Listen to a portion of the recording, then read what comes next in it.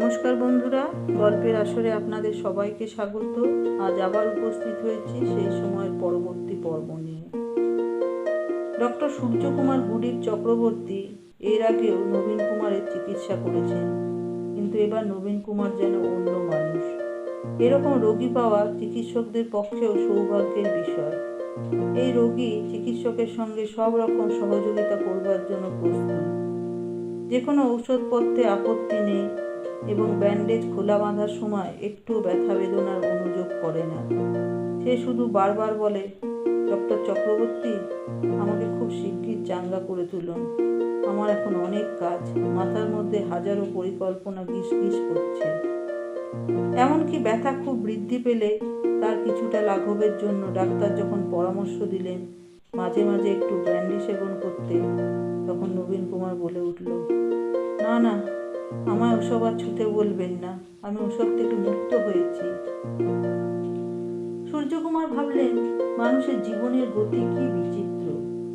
কয়েক বছর আগেও এই মানুষটিকে শত ঝুলোঝুলি করেও মদ্যপানের উৎকট স্বভাব ছাড়ানো যায়নি, আর আজ সে ওষুধের ডোজেও মদ্য স্পর্শ করতে অরাজি।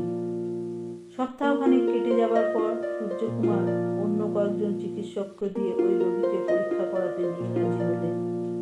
এমনিতে দুশ্চিন্তার কোনো কারণ ঘটেনি। পূর্ণবয়স্ক যুবক নবীন কুমারের স্বাস্থ্যটি চমৎকার, মেদহীন মজবুত শরীর, ব্যাধির আর কোনো উপসর্গ নেই। এর মধ্যে সে উঠে চলাফেরার শক্তি ফিরে পেয়েছে, শুধু ক্ষতস্থানটি শুকোচ্ছে না, সেই রকমই দগদগে ভাব।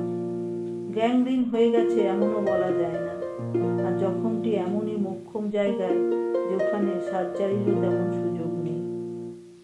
নবীন কুমার এখন নিজে স্নানাগার শৌচাগারে যেতে পারে বটে, কিন্তু সামান্য চলাফেরা করলেই তার রক্তক্ষরণ শুরু হয়ে যায়। সূর্যকুমারের কোনো ঔষধে এই রক্তপাত বন্ধ হচ্ছে না, সেই জন্য তিনি অন্য পদ্ধতির ঔষধ একবার পরখ করে দেখতে চান। প্রথমে মহেন্দ্রলাল সরকার এবং রাজাধীরাজ দত্ত নামে হোমিওপ্যাথির দুই চিকিৎসক এলেন। মহেন্দ্রলাল সরকার এদেশের হোমিওপ্যাথির প্রধান চিকিৎসক তো বটেই, অ্যালোপ্যাথিতেও এদেশের সর্বোচ্চ উপাধি এমডি পেয়েছিলেন। ভারতের তিনি দ্বিতীয় এমডি। তা সত্ত্বেও তিনি অ্যালোপ্যাথি ছেড়ে হ্যানিম্যান প্রবর্তিত হোমিওপ্যাথি সমর্থক হয়েছেন। রাজাধীরাজ দত্ত যথেষ্ট খ্যাতিমান। দুজনেই মত প্রকাশ করেছেন যে গ্যাংগ্রিন হয়নি, ওই ক্ষত ঔষধেই নিরাময় করা যায়। পরদিন এলেন দুই কবিরাজ, ভৃগুকুমার সেন এবং বিষ্ণুচরণ সেন। তাদেরও ওই একমত। চিকিৎসা বিভ্রাটেরও কোনো সম্ভাবনা দেখা দিল না, কারণ নবীন কুমার শুধুমাত্র ধনির দুলাল নয়, সে যথেষ্ট খ্যাতিমান এবং নানা কারণে দেশবাসীর কাছে শ্রদ্ধেয়। সুতরাং চিকিৎসকরা নিজেদের অহমিকা প্রচ্ছন্ন রেখে রোগীর দ্রুত আরোগ্যের ব্যাপারেই মনোযোগী হলেন। মহেন্দ্রলাল সরকার নিজেই বললেন, এখনই অ্যালোপ্যাথিক চিকিৎসা বন্ধ করে হোমিওপ্যাথিক ওষুধ দেবার দরকার নেই। সূর্যকুমারের চিকিৎসা যেমন চলছে চলুক, সেই সঙ্গে কবিরাজি ওষুধও চলতে পারে, কারণ অ্যালোপ্যাথিক ও কবিরাজি ওষুধ প্রয়োগের মধ্যে কোনো সংঘাত নেই। যেহেতু রোগীরও পূর্ণ জ্ঞান বর্তমান, তাই চিকিৎসকরা নবীন কুমারের মতামত জানতে চাইল ও ব্যাপারে। নবীন কুমার মহেন্দ্রলাল সরকারের পরামর্শই মেনে নিল। গঙ্গানারায়ণেরও মনে হলো এটাই উচিত ব্যবস্থা। শয্যার ওপরে তিনটি বালিশে হেলান দিয়ে আধশোয়া হয়ে আছে নবীন কুমার। চক্ষু দুটি উজ্জ্বল, মুখে সামান্য পাণ্ডুর ভাব। তার কথা কওয়া নিষেধ হলেও সে মাঝে মাঝে চিকিৎসকদের সঙ্গে আলোচনায় যোগ দিচ্ছে, দু একবার হাস্য পরিহাসও করছে। কবিরাজ ভৃগুকুমার সেন পরম বৈষ্ণব। তিনি শুধু ঔষধ দিয়ে চিকিৎসা সারেন না, রোগীর কল্যাণার্থে নাম জপও করেন। অন্য চিকিৎসকরা গল্পে রত। কবিরাজ ভৃগুকুমার অনেকক্ষণ ধরে নবীন কুমারের এক হাতের নাড়ি ধরে কি যেন বলে চলেছেন অস্পষ্ট স্বরে। তার দুই চক্ষু মুদিত, দেহ এমনই নিস্পন্দ যে মনে হয় ঘুমন্ত, শুধু ওষ্ঠ নড়ছে একটু একটু। সেদিকে তাকিয়ে রাজাধীরাজ দত্ত একসময় ঈষৎ শ্লেষের সঙ্গে বলে উঠলেন, ও কবরেজ মশাই, আপনাদের বোষ্টনদের হরিসভায় কদিন আগে কি কাণ্ড হয়ে গেল শুনেছেন? ভৃগুকুমার চোখও খুললেন না, উত্তরও দিলেন না। বিষ্ণুচরণ জিজ্ঞেস করলেন, কি হয়েছে? বিষ্ণুচরণও বৈষ্ণব, তবে ততটা আচার অনুষ্ঠান মানেন না এবং প্রতিদিন সন্ধ্যাকালে শাক্তমতে একটু কারণ বাড়ি পান করেন। ভৃগুকুমারের বেশি খ্যাতির জন্য তার মনে স্বাভাবিকভাবে কিছুটা ঈর্ষা আছে।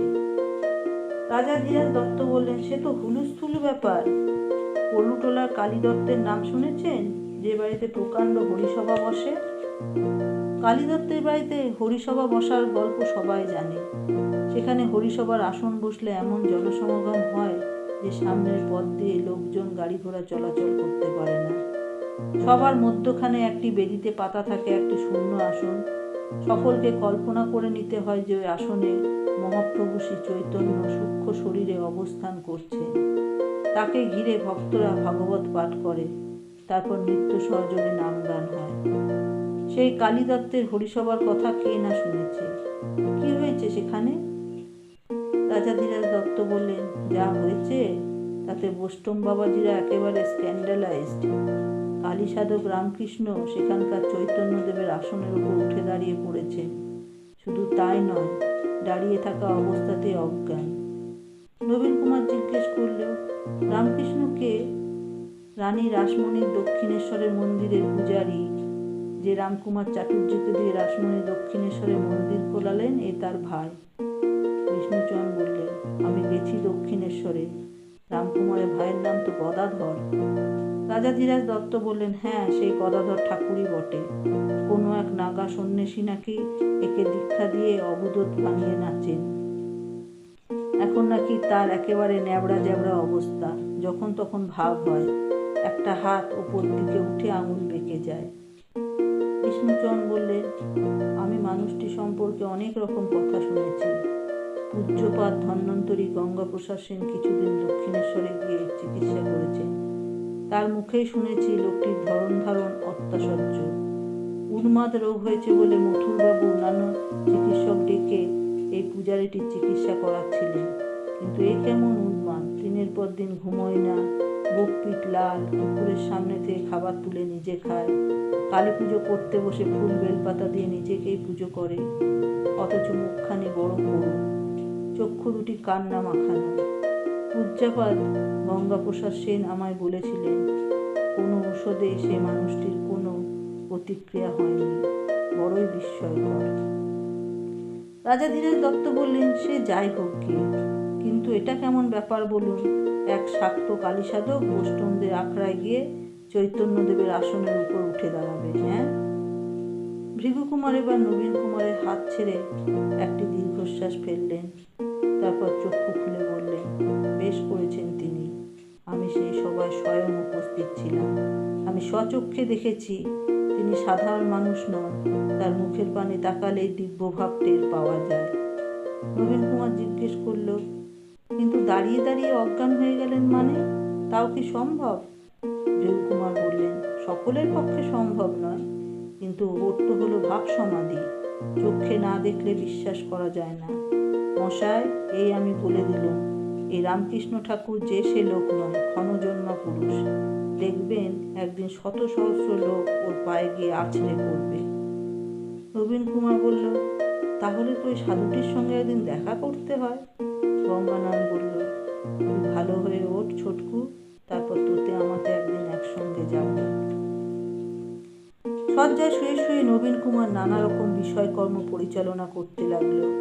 ভুজঙ্গধর মারফত তাদের অন্যান্য জমিদারি নায়কদের ডেকে পাঠানো হয়েছে। নবীন কুমার নির্দেশ দিল, সমস্ত প্রজাদের খাজনা মকুব করে দেওয়া হবে। যার যা জমি আছে তাতে সে চিরস্বত্ব ভোগ করবে। সরকারের ঘরে জমিদারদের দেও খাজনা জমা পড়বে জমিদারের তহবিল থেকে। কিন্তু খাজনা একেবারে আদায় না করলে জমিদারের তহবিলে থাকবে কি? কেন? জমিদারের নিজস্ব অনেক খাস জমি, বাগান, জলকর আছে, তার থেকে আয় কম নয়। তাতেও ব্যয় সংকুলান না হলে সেগুলো বিক্রয় করতে হবে একের পর এক। এর মধ্যেই উড়িষ্যার এক বিশাল জঙ্গল এবং দক্ষিণ 24 পরগনার 2টি বিল নবীন কুমার বিক্রি করে দিয়েছে। সেই টাকায় শহরের উপকণ্ঠে কেনা হয়েছে অনেকখানি জমি সমেত একটি বাড়ি। সেখানে খোলা হবে কৃষি কলেজ। তার জন্য ট্রাস্টি বোর্ডও সে ঠিক করে ফেলেছে। গঙ্গানারায়ণ একদিন কুণ্ঠিতভাবে বলল, তুই এসব কি করছিস ছোটকু? আমাদের কলকাতার হৌসে খুব দুঃসময় চলছে। বহু টাকার শেয়ার গচ্চা গেছে, এখন ঋণ করে খাতকদের টাকা শুধতে হবে। তুই এর মধ্যে দুহাতে সব উড়িয়ে দিচ্ছিস। নবীন কুমার এ প্রসঙ্গে কান্না দিয়ে অত্যুৎসাহের সঙ্গে বলল, কিন্তু কৃষি কলেজের খুবই দরকার কিনা বলো। হিন্দু কলেজের আগেই আমাদের এখানে কৃষি কলেজ খোলা উচিত ছিল। চাষবাস থেকে এদেশের যাবতীয় আয়, আর সেই চাষিদের জ্ঞান বুদ্ধি দেবার কোনো ব্যবস্থা না করে আমরা শুধু কেরানি তৈরি করছি।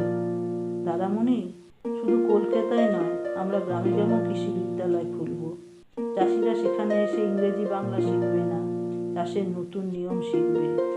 আয়ারল্যান্ডের চাষিরা উত্তম সেচ ব্যবস্থা জানে, সেখান থেকে আমরা শিক্ষক আনাবো। দুপুরবেলা নবীন কুমার ঘুমিয়ে পড়লে সকলে ঘর ফাঁকা করে চলে যায়। শুধু মেঝেতে মাদুর পেতে শুয়ে থাকে দুলাল। হঠাৎ এক সময় নবীন কুমারের ঘুম ভেঙে যায়। এই অনুভূতি নিয়ে যে সব কিছুর জন্যই বড় বেশি দেরি হয়ে যাচ্ছে। এখনই সব কিছু সক্রিয়ভাবে শুরু করা দরকার। এরকমভাবে শয্যাশায়ী হতে থাকলে চলবে না। আস্তে আস্তে উঠে বসে সে কিছুক্ষণ দেয়ালের দিকে চেয়ে থাকে। ঘরের সাদা দেয়ালটি বড় শান্ত মায়াময়, বেশ একটা স্নেহের ভাব আছে। ওদিকে তাকালেই মনে হয় এই পৃথিবী বড় উপভোগ্য স্থান। নবীন কুমার নিজেই ধীরে ধীরে ব্যান্ডেজটা খুলতে শুরু করে। প্রতিবারই খোলার সময় খুব যন্ত্রণা হয়। নবীন কুমার ওষ্ঠ কামড়ে থাকে, টু শব্দটি করে না। একেবারে খোলা হয়ে গেলে সে একবার ব্যথিত নিঃশ্বাস ফেলল। ক্ষতস্থানটি ঠিক যেন একই রকম রয়েছে। ধীরে ধীরে খাট থেকে নেমে সে গিয়ে দাঁড়ালো আয়নার পাশে। হেঁটে আসতে তার কষ্ট হলো না, কিন্তু বুকের বাঁ দিকে তাকিয়ে তার মন খারাপ হয়ে গেল। অদ্ভুত ধরনের লাল একটা গর্ত। এই গর্তটা বুঝবে না। নবীন কুমারের আবার মনে হলো, এই গর্ত দিয়ে আমার হৃৎপিণ্ডটা বেরিয়ে আসবে না তো। আস্তে আস্তে রক্ত গড়াতে লাগলো ক্ষত থেকে। নবীন কুমার আবার ব্যান্ডেজ জড়াতে গিয়ে হঠাৎ ঘাড় ঘুরিয়ে বলল, কে?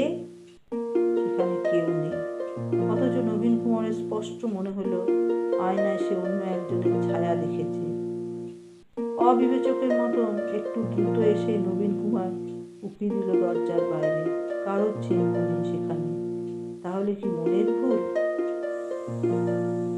বুক থেকে ঝরঝরিয়ে রক্ত পড়ছে।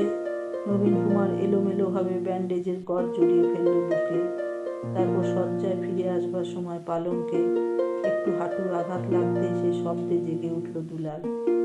ধর্মড়িয়ে উঠে বসে সে জিজ্ঞেস করল, কি হয়েছে ছোটবাবু? নবীন কুমার বলল, না রে, কিছু না, একটু দেখছিলুম চলাফেরা করতে পারি কিনা। বেশ পেরে তো গেলাম। দুলাল বলল, না ছোটবাবু, ডাক্তাররা বারণ করেছে।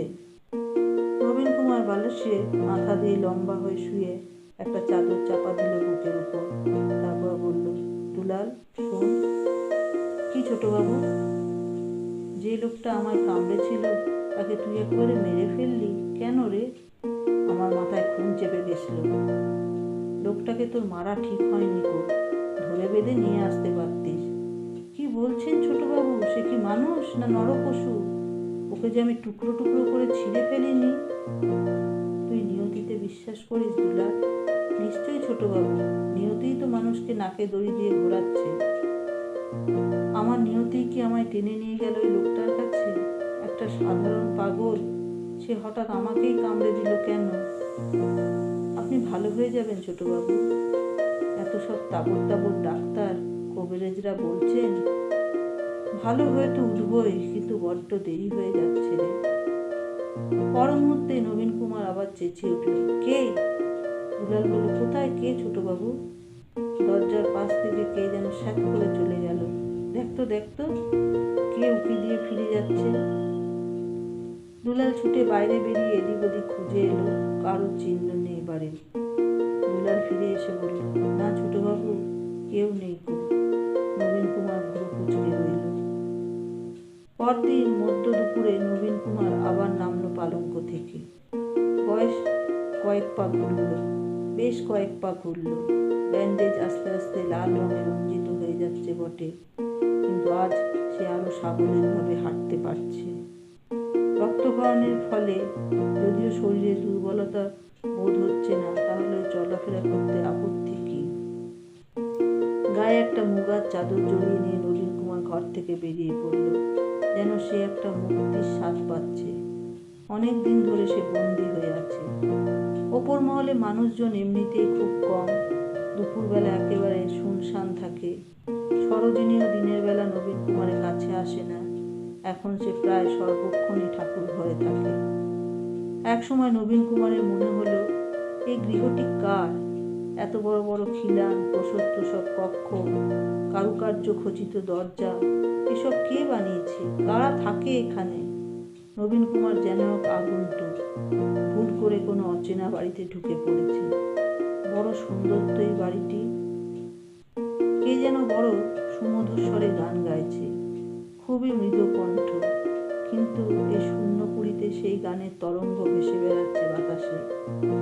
নবীন কুমারের সর্বাঙ্গে রোমাঞ্চ হলো, কেমন যেন অলৌকিক অনুভূতি হয়। এই ঘুমন্ত পুরীতে কোনো রমণী একা একা গান গেয়ে চলেছে। সেই সুরের টানে আকৃষ্ট হয়ে নবীন কুমার পায়ে পায়ে তার উৎসের দিকে এগিয়ে যেতে লাগলো। বাম হাত দিয়ে বুকটা চেপে ধরে আছে, যেন এইভাবে ধরে থাকলে রক্তক্ষরণ কম হবে। একটা বন্ধ দরজার সামনে এসে সে থামল। এবার সে চিনতে পেরেছে, এ তো তার জননীর কক্ষ। এখানে কে গান গায়? তার জননী তো আর ইহলোকে নেই। ডান হাত দিয়ে একটু ঠেলা দিতেই দরজাটি খুলে গেল। ভেতরে একটা জল চৌকিতে বসে আছে কুসুম কুমারী, তার আলুলায়িত কুন্তল পিঠের উপর ছড়ানো, হাতে এক জোড়া খঞ্জনি। তার সামনে পা ছড়িয়ে বসে গান গাইছে এক দাসী, আর কুসুম কুমারী তাতে তাল দিচ্ছে। গানের মধ্যে তন্ময় হয়েছিল দুজনেই। অকস্মাৎ দরজাটা খুলে যেতেই কুসুম কুমারী চমকিত হয়ে বললেন, ওমা! বিম্ববতীর কক্ষে যে গঙ্গানয়ন কুসুম কুমারী অনেক দিন ধরেই রয়েছে, সে কথা নবীন কুমার ভালোভাবেই জানে, কিন্তু আজ যেন তার ঘোর লেগেছে, কিছুই মনে নেই। সে কয়েক মুহূর্তের জন্য কুসুম কুমারীকে চিনতে পারল না। দারুণ উৎকণ্ঠার সঙ্গে কুসুম কুমারী উঠে এসে বলল, কি হয়েছে ঠাকুরপো? কথা শোনা মাত্র নবীন কুমারের ঘোর কেটে গেল। এ তো তার ভাতৃবধূ কুসুম কুমারী। সে দুপুরবেলা দাসীর কাছে গান শুনছে, এর মধ্যে অস্বাভাবিক তো কিছু নেই। নবীন কুমার লজ্জিত বিব্রতভাবে বলল, না না, আমার ভুল হয়ে গেছে, আমি এখানে ভুল করে এসেছি। সঙ্গে সঙ্গে সে ফিরে দাঁড়ালো। কুসুম কুমারী বারংবার ব্যাকুল প্রশ্নে আর কোনো উত্তর দিল না। সে আবার ধীরে ধীরে হাঁটতে লাগলো নিজের কক্ষের দিকে। বন্ধুরা, আজ এই অবধি। পরবর্তী পর্ব নিয়ে খুব শীঘ্রই উপস্থিত হব। যদি আপনাদের ভালো লেগে থাকে তাহলে দয়া করে লাইক ও শেয়ার করবেন, আর যারা নতুন তারা সাবস্ক্রাইব করবেন। ধন্যবাদ।